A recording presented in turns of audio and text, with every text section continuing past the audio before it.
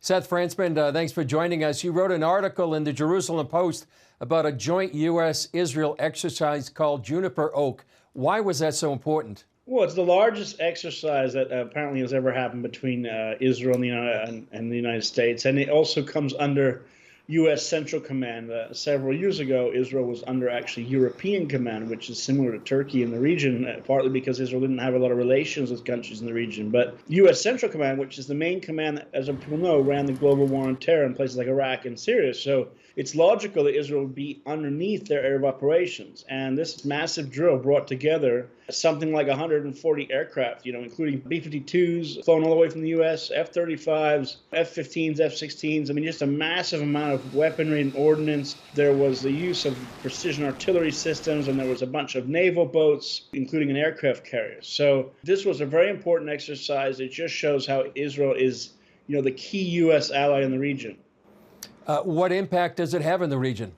I think, as we all know, there's a lot of tensions with Iran. We saw just this week, there were some allegations of some sort of a drone attack in Isfahan. So I think that showing that the U.S. and Israel are on the same page is very, very important. It doesn't mean that all this is coordinated. I mean, the U.S. Secretary of State Blinken is in Israel today, but CENTCOM doesn't necessarily coordinate all that with the State Department. But it is important to show that Israel and the U.S. is just a really important strategic partnership. And I think the U.S. has a lot of tensions with its other partners in the region, or historical partners, whether it's Turkey or Saudi Arabia or Egypt. Israel is really the one country that the United States can rely on here. And I think this is just really, really being brought home by this massive exercise and all the way in which it shows that the IDF and U.S. forces really plug in well together and are able to train together.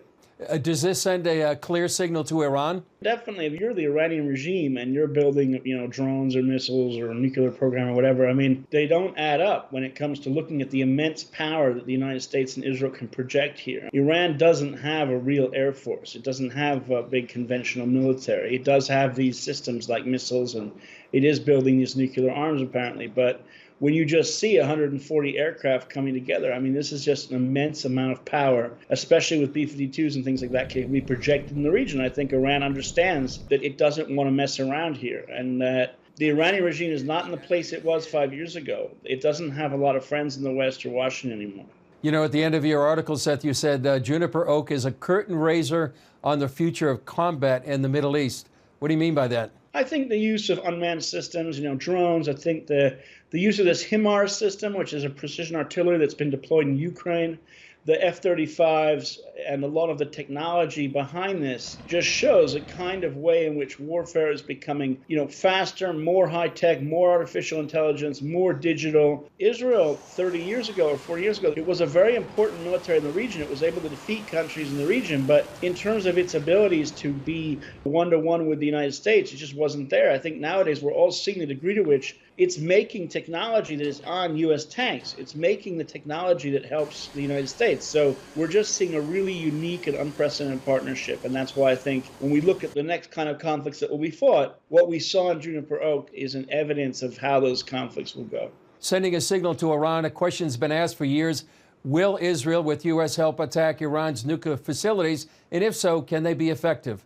I don't think we know the answer to that. I think it's clear that Israel has said that there's a red line somewhere. The United States says that, all options on the table. I think that everyone understands if the Iranians decide that they want to keep pursuing an actual nuclear bomb and enrich all the uranium, stockpile it, and then build some sort of a device, there is a point at which you get to a red line. We don't know where exactly that is, but the Iranian regime, I think, certainly understands that. And that's why we've seen them tinkering with a bomb for like 20 years. And that's why they haven't actually tested one. Well, Seth Frantzman, thanks for joining us on CBN News. Thank you.